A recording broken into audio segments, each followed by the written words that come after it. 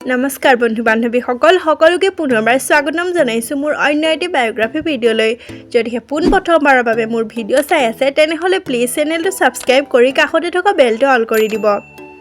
বন্ধু বান্ধৱী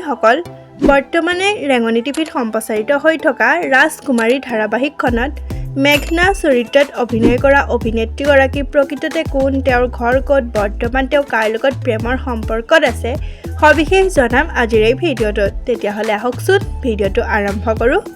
বন্ধু বান্ধৱীসকল মেঘনাৰ প্ৰকৃত নাম হৈছে পাখিপ্ৰিয়া কলিতা তেওঁৰ ঘৰ নলবাৰী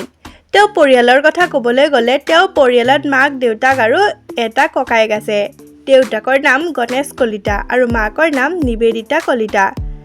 পাখিপ্ৰিয়া কলিতাৰ শিক্ষাগত অৰ্হতাৰ কথা ক'বলৈ গ'লে তেওঁ হাইস্কুলীয়া শিক্ষা লাভ কৰে নলবাৰীৰ পৰা আৰু হায়াৰ ছেকেণ্ডাৰী কমপ্লিট কৰে নলবাৰী কলেজৰ পৰা তেওঁ জাৰ্নেলিজিম গুৱাহাটীৰ পৰা কৰিছে বন্ধু বান্ধৱীসকল মেঘনা উৰফে পাখিপ্ৰিয়া প্ৰথমখন ধাৰাবাহিকৰ নাম হৈছে পৰলাকাই